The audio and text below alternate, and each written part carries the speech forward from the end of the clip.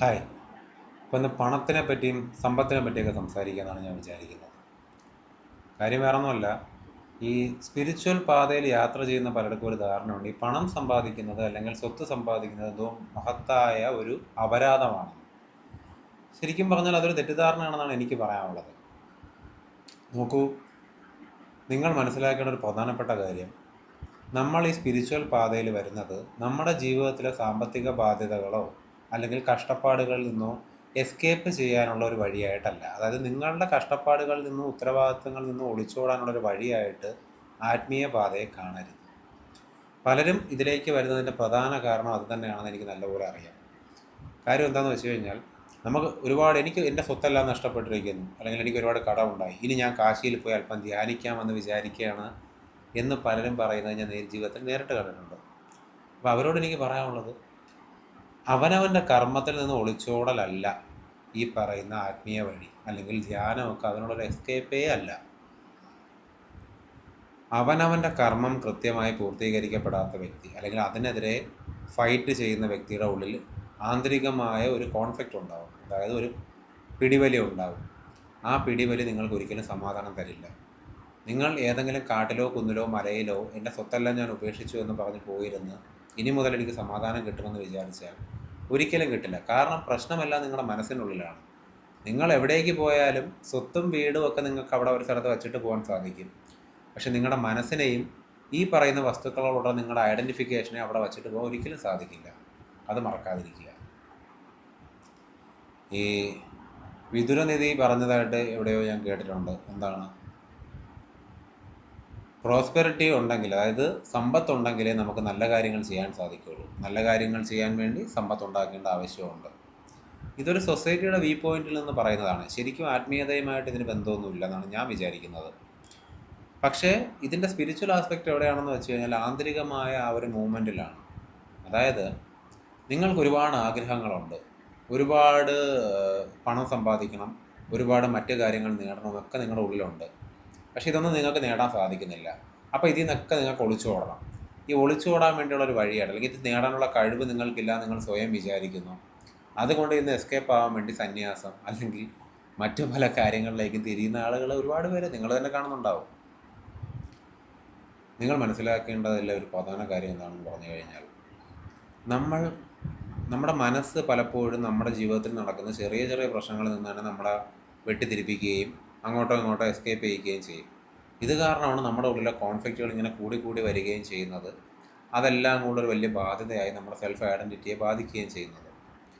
എന്നാൽ ഈ കോൺഫ്ലിക്റ്റുകൾ ഓരോന്നോരോന്നായി ശാംസീകരിക്കുമ്പോഴാണ് ശരിക്കും പറഞ്ഞു കഴിഞ്ഞാൽ നമുക്ക് എന്തുണ്ടാകുന്നത്, സമാധാനം ഉണ്ടാകുന്നത്. സമാധാനവും സന്തോഷമുള്ളൊരു മനസ്സിലാണ് ആത്മീയത വിടരുന്നത്, അല്ലെങ്കിൽ ബോധോദയത്തിൻ്റെ വെളിച്ചം ഉണ്ടാകുന്നത്. നിങ്ങൾ സ്വത്തുക്കളും മറ്റുമൊക്കെ ആരെങ്കിലും അടിച്ചേൽപ്പിച്ചിട്ട് നിങ്ങളുടെ കർമ്മം ചെയ്യാൻ മറ്റൊരാളെ ഏൽപ്പിച്ചിട്ട് ഇനി ഞാനൊരു മുറിയിൽ പോയിരുന്ന് ധ്യാനിക്കാമെന്ന് വിചാരിച്ചാൽ ധ്യാനം സംഭവിക്കില്ല. ജനക മഹാരാജാവ് ബോധോദയം നേടിയ ഒരു വ്യക്തിയായിട്ടാണ് പുരാണങ്ങളിലും കഥകളിലൊക്കെ പറയുന്നത്. നോക്കൂ, അദ്ദേഹം മരിക്കുന്നത് വരെയും രാജാവായിരുന്നു എന്നാണ് എൻ്റെ ഓർമ്മ. ഈ ജനക മഹാരാജാവിൻ്റെ കൊട്ടാരത്തിന് തീ പിടിച്ചപ്പോൾ അദ്ദേഹം അത് കണ്ട് പുഞ്ചിരിച്ചിരുന്നതായിട്ട് ഞാൻ വായിച്ചിട്ടുണ്ട്. അതിൻ്റെ കാരണം, അദ്ദേഹത്തിന് രാജ്യമുണ്ട്, സ്വത്തുണ്ട്, അദ്ദേഹം രാജ്യത്തെ നയിക്കുകയൊക്കെ ചെയ്യുമ്പോഴും അദ്ദേഹത്തിന് ഇതിനോടൊന്നും ഒരു അറ്റാച്ച്മെൻ്റ് ഇല്ല. ആ ഒരു ആറ്റിറ്റ്യൂഡാണ് നമുക്ക് വേണ്ടത്. നിങ്ങൾ പണം സമ്പാദിക്കൂ, നിങ്ങൾ നിങ്ങളുടെ ജോലികൾ ചെയ്യൂ, നിങ്ങളുടെ കർത്തവ്യം ചെയ്യൂ. അത് വച്ചിട്ട് നിങ്ങൾ അതിനോടൊരു അറ്റാച്ച്മെൻ്റ് ഉണ്ടാക്കാൻ പാടില്ല. ആ അറ്റാച്ച്മെൻ്റ് ഇല്ലാതിരുന്നാൽ മാത്രം മതി.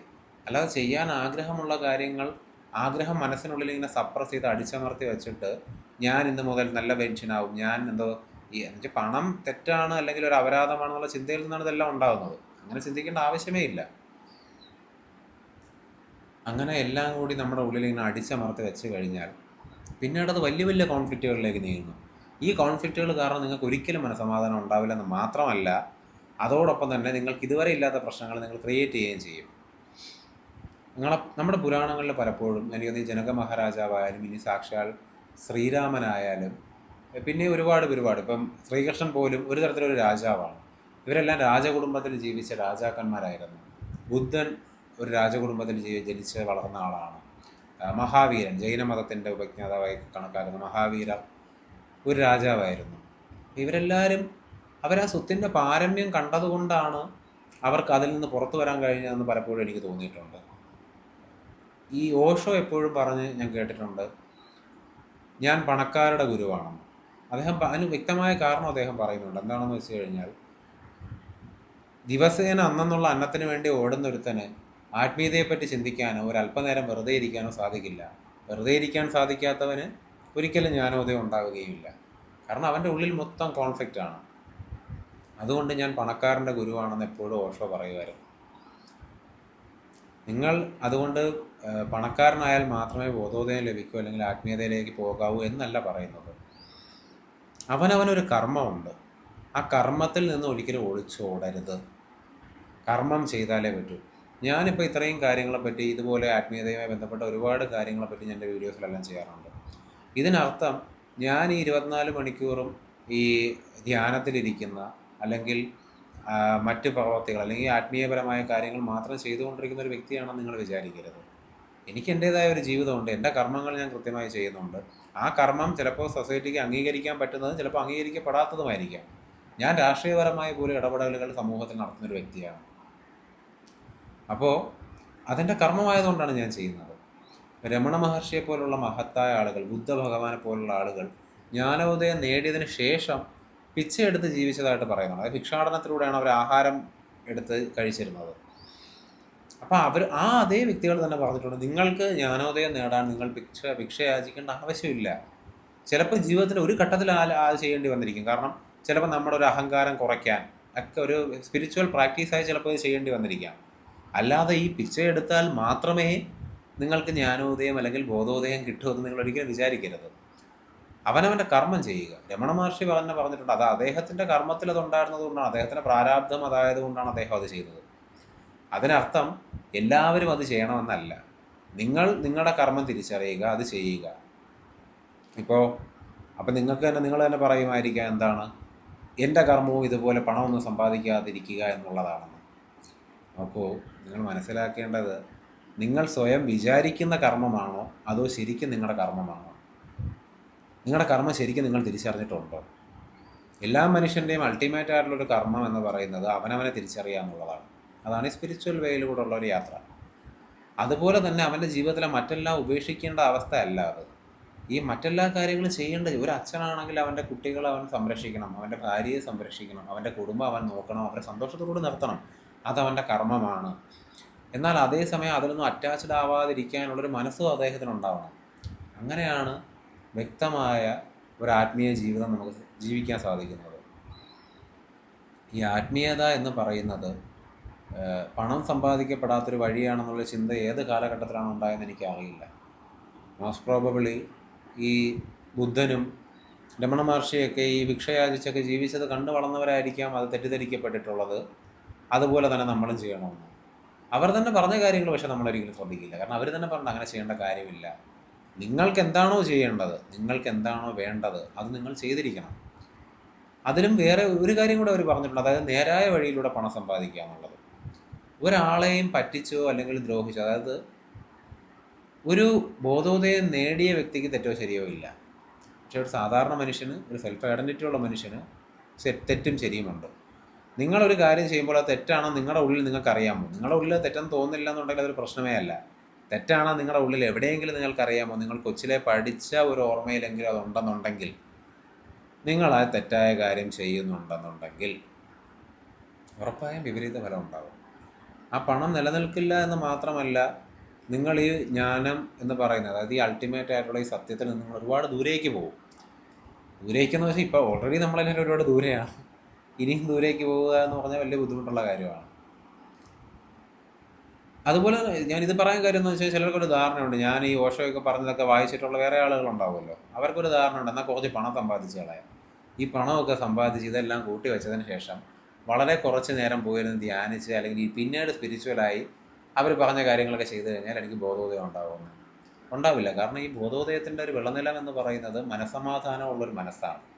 അതായത് സമാധാനമുള്ളൊരു മനസ്സാണ്. അപ്പോൾ സമാധാനമുള്ളൊരു മനസ്സ് നിങ്ങൾ കീപ്പപ്പ് ചെയ്ത് പോകണമെന്നുണ്ടെങ്കിൽ ബേസിക്കലി നിങ്ങൾ ആദ്യം ചെയ്യേണ്ട എന്താണ്? നിങ്ങളുടെ ഇൻറ്റേർണലി, അതായത് ഉള്ളിൽ ആന്തരികമായിട്ടുള്ള പിടിവലികൾ, കോൺഫ്ലിക്റ്റുകൾ പൂർണ്ണമായി ഒഴിവാക്കുക എന്നുള്ളതാണ്. അത് പൂർണ്ണമായി ഒഴിവാക്കാൻ വേണ്ടിയിട്ട് ചെയ്യേണ്ട കാര്യങ്ങളിലൊന്ന്, നമ്മളുടെ ഉള്ളിൽ നമുക്കറിയാവുന്ന കാര്യങ്ങളെ നമ്മൾ ഖണ്ഡിക്കരുത്. അതായത് നിങ്ങൾക്കൊരു കാര്യം തെറ്റാണെന്ന് അറിയാമോ, അത് ചെയ്യാതിരിക്കുക. തെറ്റാണെന്ന് അറിഞ്ഞിട്ടും സാഹചര്യങ്ങളുടെ സമ്മർദ്ദം മൂലം ഞാൻ ചെയ്തു പോയി എന്ന് പറയുന്നത് പോലെയല്ല. ഈ സാഹചര്യങ്ങളുടെ സമ്മർദ്ദം പോലെ ചിലപ്പോൾ നമ്മൾ ചെയ്തു പോകാം, പക്ഷേ അത് മനഃപൂർവ്വമുള്ള ചെയ്യലാവരുത്. നിവൃത്തിയില്ലാതെ ചെയ്യപ്പെടുന്ന കാര്യങ്ങളൊക്കെ നമ്മളോട് ക്ഷമിക്കപ്പെടുമെന്നാണ് ഞാൻ മനസ്സിലാക്കുന്നത്. പ്രപഞ്ചത്തിന് അങ്ങനെ ഒരു തെറ്റും ശരിയും ഇല്ല. നമ്മുടെ ഉള്ളിലാണ്, നമ്മുടെ മാനസികമായിട്ടുള്ള ഒരു ലെവലിലാണ് ഈ തെറ്റും ശരിയും തീരുമാനിക്കപ്പെടുന്നത്, നമ്മൾ അഫക്റ്റ് ചെയ്യപ്പെടുന്നത്. ഒരു കഥയും കൊണ്ട് എനിക്ക് ഓർമ്മ വന്നു, അപ്പോൾ അതോടെ പറയാം. ഈ ജനക മഹാരാജാവിനെ പരീക്ഷിക്കാൻ വേണ്ടി ഒരിക്കൽ ഒരാളിങ്ങനെ, അദ്ദേഹം ജ്ഞാനോദയം നേടിയ വ്യക്തിയാണെന്നാണല്ലോ പറയപ്പെടുന്നത്. അപ്പോൾ അത് ശരിയാണോ എന്നറിയാൻ വേണ്ടിയിട്ട് അദ്ദേഹത്തിൻ്റെ അടുത്തേക്ക് ഒരു പശുവിനെയും ഒരു ബ്രാഹ്മണനെയും ഒരു ക്ഷത്രിയനെയൊക്കെ അയച്ചതായിട്ടൊരു കഥയുണ്ട്. അപ്പോൾ അദ്ദേഹം പറയുന്നു എങ്ങനെയാണ് അവരെ ട്രീറ്റ് ചെയ്യുന്നതെന്ന് അറിയാൻ വേണ്ടിയിട്ടാണ് അയക്കുന്നത്. അപ്പം അദ്ദേഹം എന്ത് ചെയ്യും, ബ്രാഹ്മണന്മാർക്ക് ആഹാരം കൊടുക്കുന്ന സ്ഥലത്തേക്ക് കൊണ്ടുപോകാൻ പറയും. അല്പം താഴ്ന്ന ജാതിയിലുള്ള ആളെ അവരുടെ ആഹാരം കഴിക്കുന്ന സ്ഥലത്തേക്ക് കൊണ്ടുപോകാൻ പറയും. പശുവിനെ തൊഴുത്തിലേക്ക് കൊണ്ടുപോകാൻ പറയും. അങ്ങനെ എല്ലാവരെയും ഇന്ന സ്ഥലത്തേക്ക് കൊണ്ടുപോകാൻ വേണ്ടി ജനക മഹാരാജാവ് ഒരു ഓർഡർ ഇടുകയാണ്. അപ്പോൾ ഇത് കണ്ടുകൊണ്ടുന്ന ഒരാളിങ്ങനെ ചോദിച്ചു മഹാരാജാവിനോട്, അപ്പം ശരിക്കും ജ്ഞാനോദയം അല്ലെങ്കിൽ അദ്വൈതം അറിഞ്ഞൊരു വ്യക്തി എല്ലാവരെയും ഒരുപോലെ ട്രീറ്റ് ചെയ്യേണ്ടതെന്ന്. ജനക മഹാരാജാവ് പറഞ്ഞു, അങ്ങനെയാണെങ്കിൽ ഈ പറയുന്ന താങ്കൾ പശുവിൻ്റെ അതേ ലെവലിലുള്ള ആളായതുകൊണ്ട് ഞാൻ കുറച്ച് പുല്ലെടുത്ത് തന്നു കഴിഞ്ഞാൽ കഴിക്കാൻ സാധിക്കുമെന്ന് ചോദിച്ചു. അപ്പോൾ അദ്ദേഹം പറഞ്ഞു ഒബ്വിയസ്ലി ഇല്ല. അപ്പോൾ അവിടെയാണ് യുക്തിയുടെ ഒരു ഇത് നിങ്ങൾ മനസ്സിലാക്കേണ്ടത്. അതായത് അവനവനെ തിരിച്ചറിഞ്ഞ് സെൽഫ് ഐഡൻറ്റിറ്റി ഇല്ലാതാക്കി ശുദ്ധമായ ബോധത്തിലേക്ക് ഒരാൾ എത്തിക്കഴിഞ്ഞെങ്കിലും ഈ ഇപ്പോൾ എക്സിസ്റ്റ് ചെയ്യുന്ന ഫിസിക്കൽ റിയാലിറ്റിയിൽ ചെയ്യപ്പെടേണ്ട കാര്യങ്ങൾ ചെയ്താലേ പറ്റൂ. അതായത് പശുവിന് സദ്യ ഉണ്ടാക്കി കൊടുക്കുന്നതിനേക്കാൾ നല്ലത് പശുവിന് കഴിക്കാൻ താല്പര്യം പുല്ലിനോടായിരിക്കും. ചിലപ്പോൾ അത് പശുവിനോട് ഡിപ്പെൻഡ് ചെയ്ത് മാറുമായിരിക്കാം, പക്ഷെ ബേസിക്കലി ഉള്ളൊരു ഐഡിയ നിങ്ങൾക്ക് കിട്ടിക്കാണുമല്ലോ. അപ്പോൾ ഓരോന്നും അർഹിക്കുന്ന ഓരോ നിലവാരങ്ങളുണ്ട്, ഓരോന്നും അർഹിക്കുന്ന കാര്യങ്ങളുണ്ട്. എല്ലാ വ്യക്തികൾക്കും അവരവരുടേതായ കർമ്മങ്ങളുണ്ട്. അവനവൻ്റെ കർമ്മം ചെയ്യും. നിങ്ങളുടെ കർമ്മം ശരിക്കും പിച്ചയെടുക്കാനാണെന്നുണ്ടെങ്കിൽ, പണം സമ്പാദിക്കാതിരിക്കാനാണെന്നുണ്ടെങ്കിൽ തീർച്ചയായും നിങ്ങൾക്കത് ചെയ്യാം, ഒരു പ്രശ്നമില്ല. പക്ഷേ അത് നിങ്ങളുടെ കർമ്മമായിരിക്കണം. അത് നിങ്ങളുടെ കർമ്മമാണ്, നിങ്ങൾക്കറിയാനും സാധിക്കണം. വെറുതെ നിങ്ങളുടെ ഉള്ളിൽ നിങ്ങൾ തന്നെ ക്രിയേറ്റ് ചെയ്ത മറ്റൊരു സെൽഫ് ഇമേജായിട്ട് അത് മാറരുത്.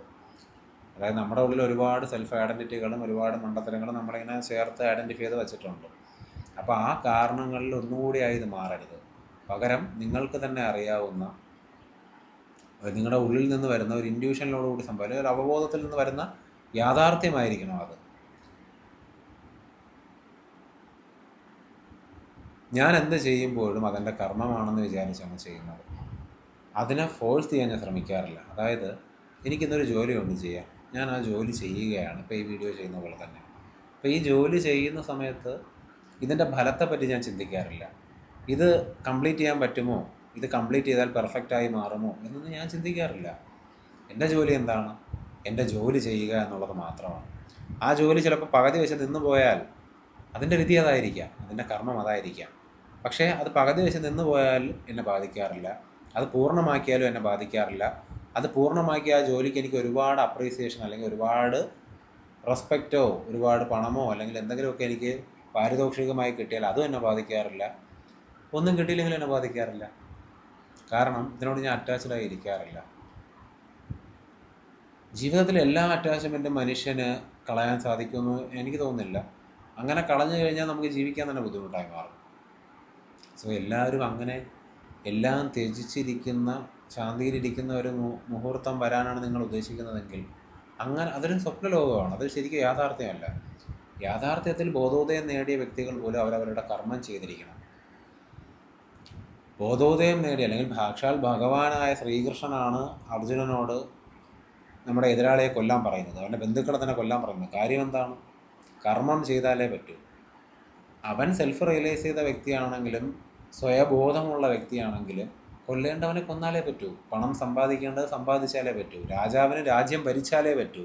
രാജാവിന് രാജ്യത്തെ നിയമങ്ങൾ നടപ്പാക്കിയാലേ പറ്റുള്ളൂ. ഒരു കർമ്മത്തിൻ്റെ യഥാർത്ഥ മൂല്യം മനസ്സിലാക്കാൻ ഒരു ഉദാഹരണം കൂടെ ഞാൻ പറയാം. അതായത് ഒരു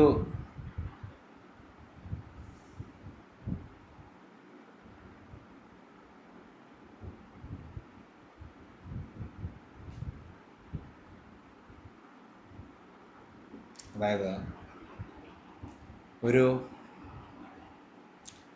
ജയിലിൽ വധശിക്ഷയ്ക്ക് വിധിക്കപ്പെട്ട ആളെ തൂക്കുകയറിലേറ്റുന്ന ഒരു വ്യക്തി, ആരാച്ചാർ എന്നൊക്കെ നമ്മൾ പറയും. അപ്പോൾ ഈ ആരാച്ചാർ അയാളുടെ കർമ്മത്തിൽ നിന്ന് ഒളിച്ചോടിയാൽ എന്ത് സംഭവിക്കും? ആ തെറ്റ് ചെയ്ത വ്യക്തിയാണ്, അദ്ദേഹത്തിന് ശിക്ഷ കിട്ടുക എന്ന് പറയുന്നതാണ് നിയമം, അല്ലെങ്കിൽ അതാണ് നാട്ടു നടപ്പ്. പക്ഷേ അവിടെ അദ്ദേഹം ചെയ്യാതിരുന്ന എന്ത് സംഭവിക്കും? നോക്കൂ, ഞാനിത് ചെയ്യുന്ന തെറ്റാണെന്നോ ശരിയാണെന്നോ വിചാരിക്കാതെ, അതിൻ്റെ പ്രതിഫലം വെച്ചിരിക്കാതെ കർമ്മം അദ്ദേഹം ചെയ്യുകയാണ് വേണ്ടത്. അവിടെ ബേസിക്കലി സംഭവിക്കുന്ന ആക്ട് എന്ന് പറയുന്നത് കൊലപാതകമാണെങ്കിൽ പോലും അദ്ദേഹത്തിന് അത് ബാധിക്കില്ല. കാരണം അത് അദ്ദേഹത്തിൻ്റെ കർമ്മമാണ്. അദ്ദേഹത്തിൻ്റെ സെൽഫ് ലാഭത്തിന് വേണ്ടി ചെയ്യുന്നതല്ല. നിങ്ങൾ പണം സമ്പാദിക്കുമ്പോൾ ആ ഒരു ആറ്റിറ്റ്യൂഡാണ് നിങ്ങൾക്ക് വേണ്ടത്. നിങ്ങളുടെ സെൽഫ് ലാഭത്തിന് വേണ്ടി ചെയ്യാതെ, നിങ്ങളുടെ സെൽഫിൽ നിങ്ങൾക്ക് ഒരുപാട് നേട്ടങ്ങൾ നേടിയെടുക്കാൻ വേണ്ടി ചെയ്യാതെ നിങ്ങൾ എന്ത് ചെയ്യണം? നിങ്ങൾ ഒന്നിലും അറ്റാച്ച്ഡ് ആവാതിരുന്നിട്ട് ഒരു ഡിറ്റാച്ച്ഡ് അറ്റാച്ച്മെൻ്റ് എന്ന് പറയുന്ന ഒരു ഫോമിലിരുന്നിട്ട് നിങ്ങളുടെ ജോലി ചെയ്യുക. നിങ്ങളൊരു കല്യാണം കഴിച്ചു, നിങ്ങൾക്കൊരു കുട്ടി ഉണ്ടായി. അപ്പോൾ ആ കുട്ടിക്കൊരു ആഹാരം അല്ലെങ്കിൽ ഒരു കളിപ്പാട്ടം വേണമെന്നൊരു ആഗ്രഹമുണ്ട്. ആ കളിപ്പാട്ടം വാങ്ങിക്കൊടുക്കാൻ നിങ്ങൾക്ക് സാധിക്കണം. നിങ്ങളുടെ കർമ്മത്തിൽ അതുണ്ടെങ്കിൽ നിങ്ങളത് വാങ്ങിക്കൊടുത്താലേ പറ്റൂ. പകരം വേണ്ട, ഞാൻ അന്ന് എൻ്റെ മനസ്സ് വളരെ കലുഷിതമായി ഈ പറയുന്ന ഇന്ദ്രിയങ്ങളുടെ കെട്ടുപാടിൽ കിടന്നതാണ്, ഇന്ന് ഞാൻ അതിൽ നിന്ന് പുറത്തു വന്നിരിക്കുകയാണ്, സോ ഇന്ന് എനിക്ക് ഒന്നിനോട് അറ്റാച്ച്മെൻ്റ് ഇല്ല, ഇന്ന് ഈ കുട്ടിക്ക് ഈ പാവ മേടിച്ചു കൊടുക്കേണ്ട ആവശ്യം എനിക്കില്ല, കാരണം ഇതെല്ലാം ദൈവത്തിൻ്റെ കീഴിലാണ്, എല്ലാം ദൈവം നോക്കിക്കോളും, ഈ യാഥാർത്ഥ്യം എല്ലാം മിഥ്യാധാരണയാണ് എന്നൊരു തെറ്റിദ്ധാരണ നിങ്ങൾക്കുണ്ടെങ്കിൽ അത് നിങ്ങളുടെ ജീവിതത്തിൽ നിങ്ങൾ അതുവരെ ചെയ്ത തെറ്റിനേക്കാൾ, നിങ്ങൾ ആ ഇല്യൂഷനിൽ കിടന്നപ്പോഴുള്ള തെറ്റിദ്ധാരണയെക്കാളും വലിയ ഇല്യൂഷനായിട്ട് ഇത് മാറും. കാരണം ഈ ആത്മീയ യാത്ര, ഞാൻ ഈ സംസാരിക്കുന്ന വീഡിയോ, മതഗ്രന്ഥങ്ങൾ, ആത്മീയ ഗ്രന്ഥങ്ങൾ, ഇതെല്ലാം നമ്മുടെ ചുറ്റിനുമുള്ള മായയെ അല്ലെങ്കിൽ ഇല്യൂഷനെ ഇല്ലാതാക്കി യാഥാർത്ഥ്യത്തെ തിരിച്ചറിയാൻ വേണ്ടിയാണ്.